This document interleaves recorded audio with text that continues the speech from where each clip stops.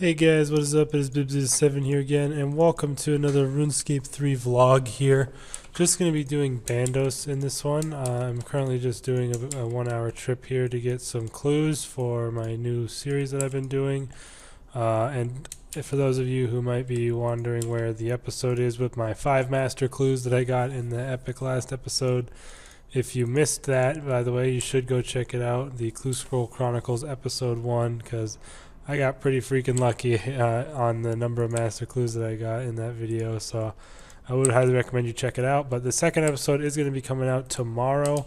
I pretty much have it all done and recorded. I just wanted to make this video today instead, just to give my overall thoughts on the update before it gets too far away. I didn't make this video yesterday when it came out because I wanted to upload my first master loot and then just all the clues that I basically was just doing a bunch of clues all day, and I made that video out of those clips. So that is basically why this is now coming out today. And it also gave me a day to sort of try the update out, try all the new clues, and see how I like it in general and what I think they kind of messed up on, which is not very much for once. I mean, despite the fact that, you know, this is technically a year late, because they did say it was coming out last March.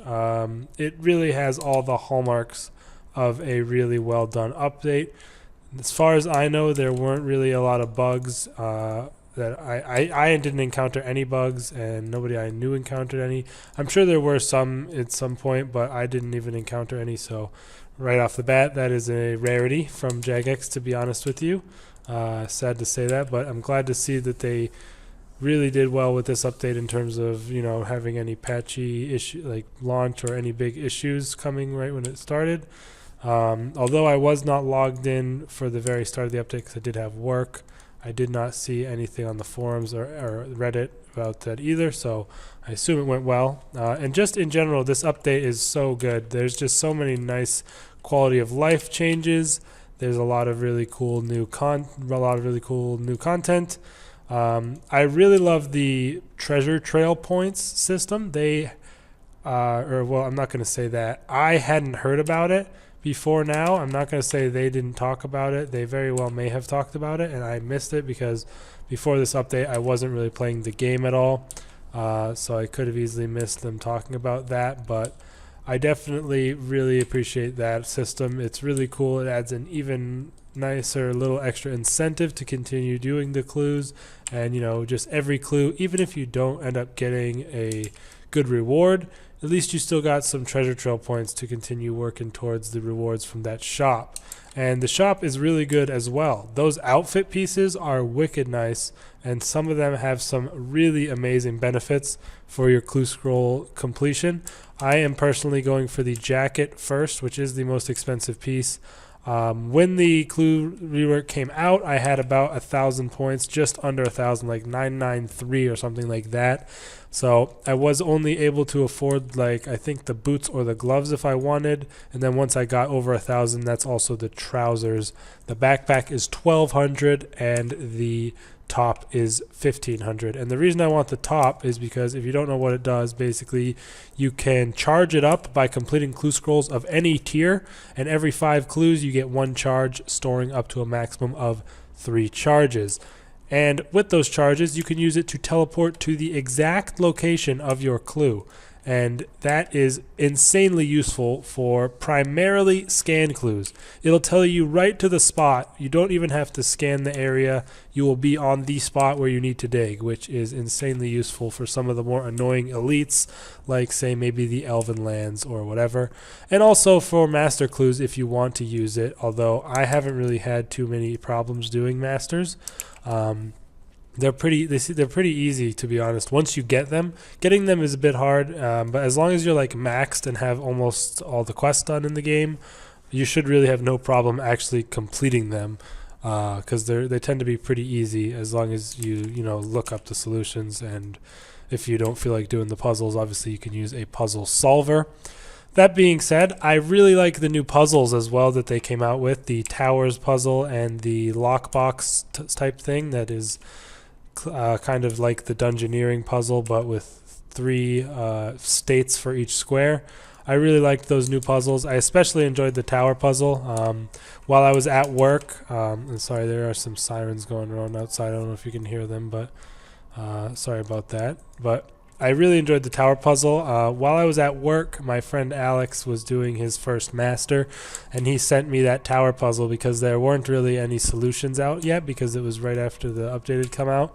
And I managed to solve it, which was pretty fun to do. I really do enjoy puzzles. I like to play puzzle games sometimes on Steam, and it was just fun to do while I was at work kind of bored. So that was really cool. I really liked the idea for that puzzle. I believe it's, it already exists as like a puzzle in the world. Like, it's not like Jagex came up with it, but it's just a cool addition, and I liked it a lot. Really fun to do. Like, if you haven't solved one yourself, I would recommend, give it a shot. It's actually pretty fun if you, once you actually solve it, that it kind of feels good that you managed to do that. I don't know. That's just me, I guess, but I kind of liked that. And it definitely made it feel like, this was a whole new tier of Clue because it has its own puzzle.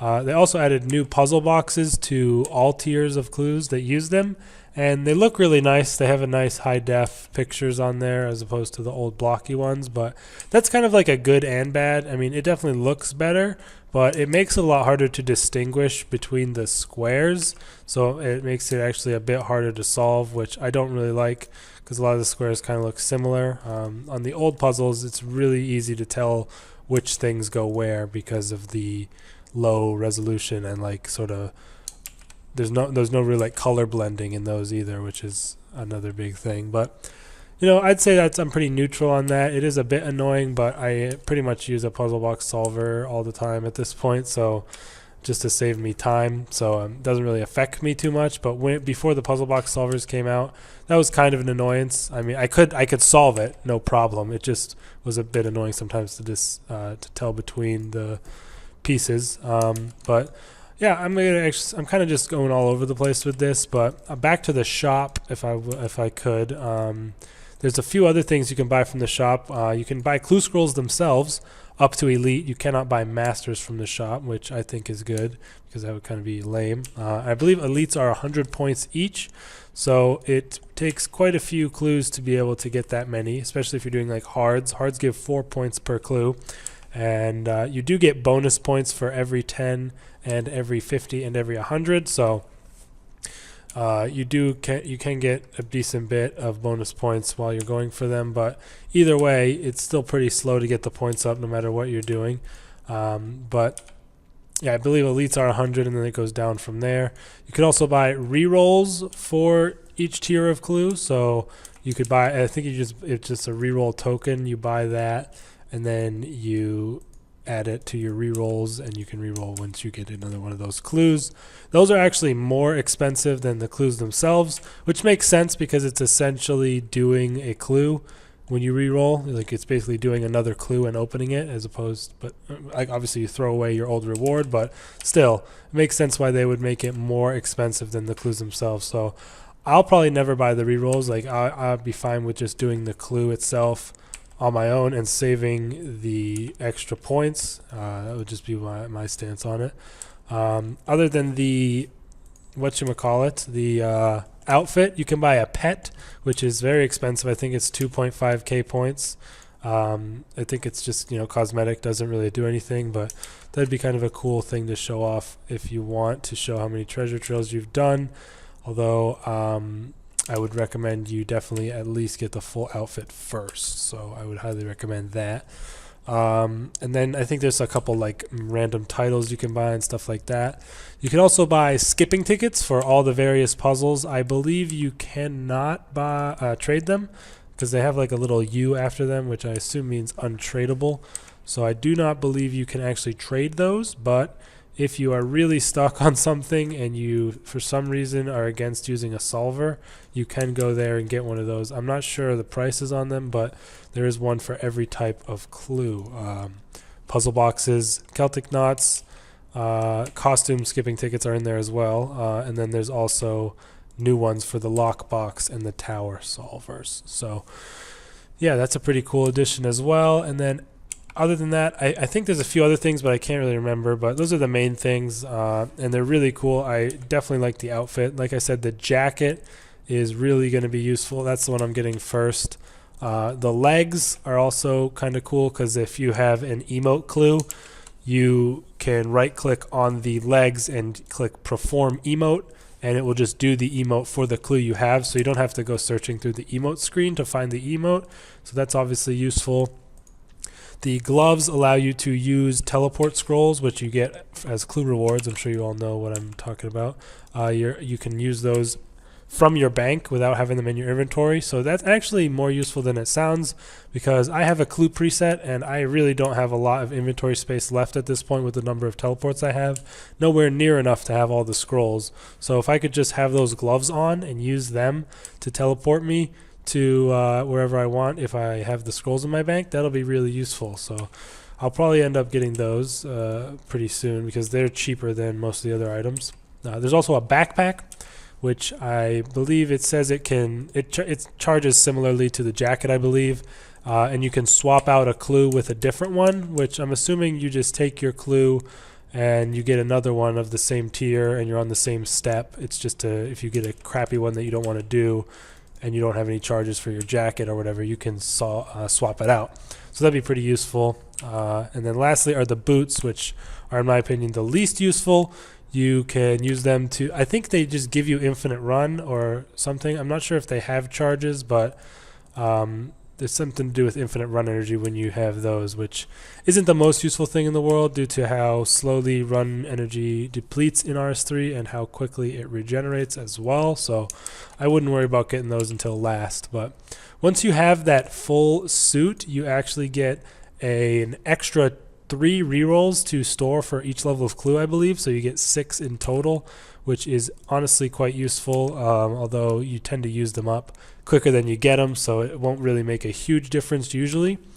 And also I think your charges, your max charges on the jacket and backpack will be increased as well the more parts you own, starting from 3, and I'm not sure what those cap out at, but that'll allow you to stock up more of those if you're planning on going on a master clue spree to have more of the ability to instantly teleport to your location.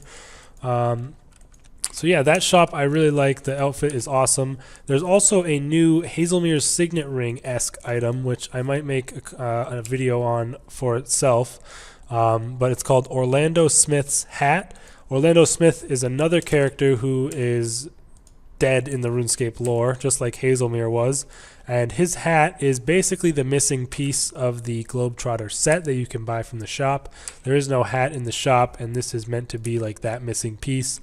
And what it does is, if you're wearing it and you open a clue scroll, you have the chance of getting a casket for a clue scroll right below it. So say you open a master clue scroll and you have the Orlando Smith's hat item equipped, you'll have a chance alongside your regular loot to get an elite scroll casket in there, which is insane. It basically gives you an elite and does the whole elite for you.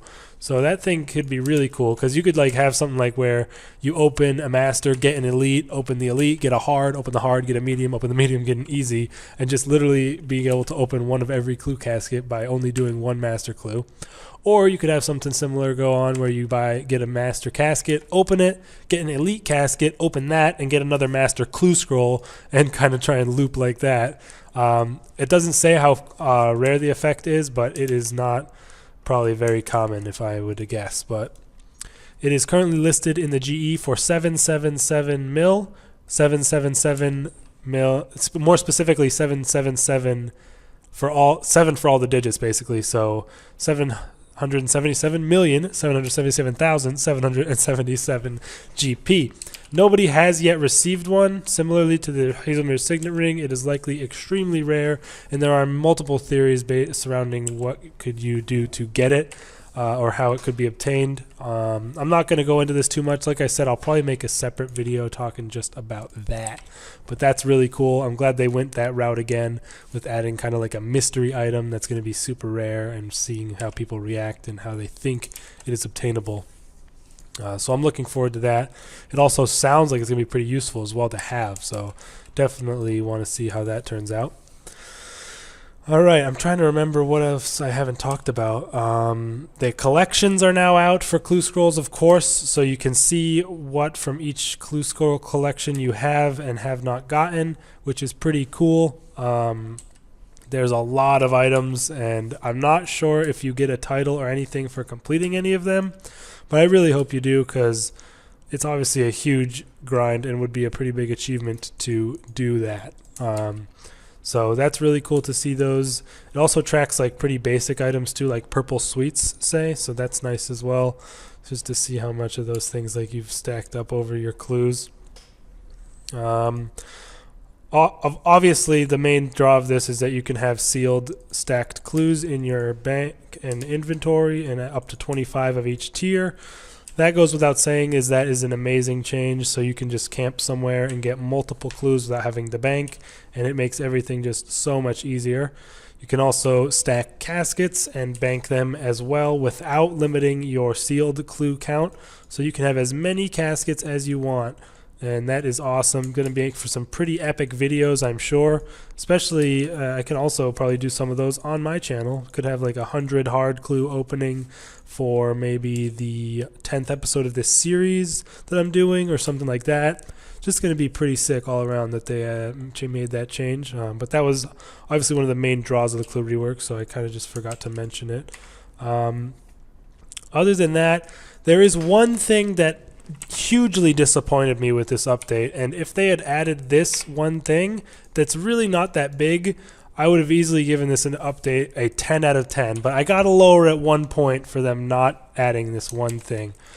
They did not add any clue scroll drops to Telos, Rax, God Wars 2, or any of the higher level bosses that mysteriously don't have any clue drops. Oh, it just expired. I just overloaded. Fuck. I was just trying to check how much time I had left, and it just expired. I got 0 drops on this whole hour of Bandos, although I got 4 hards and 2 elites. You know, honestly not that great. So it seems God Wars won't be the best for elites, or we'll have to see. I'll probably give Manifest Shadows a go, but I need to get all the souls first, which is going to be really annoying. But this gives me some time now to go check the homepage as well. But either way, sorry, back to what I was saying. I had to lower this down to a 9 out of 10 because they didn't add clue scrolls to Telos, God Wars Dungeon 2, Rax, or any of those high-level bosses, and I just don't understand why.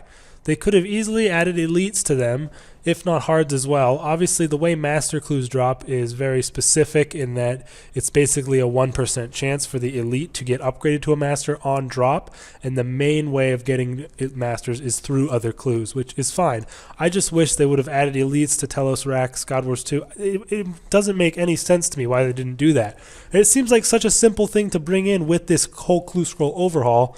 The fact that they didn't include it just gets a -1 point for me on my rating.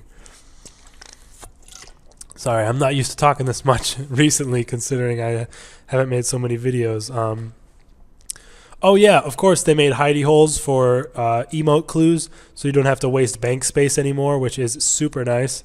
I've made them for every clue that I've gotten that had emote stuff so far. There's 58 of them, I believe, so will take a while to fill them all up, but it'll be so nice once you have them. And if you have the full Globetrotter outfit, if you have the hidey hole filled, you don't even need to take the items out if you have the full Globetrotter outfit. You can simply just do the emote, and it'll know that you have the items in your hidey hole and make things so much easier and streamlined.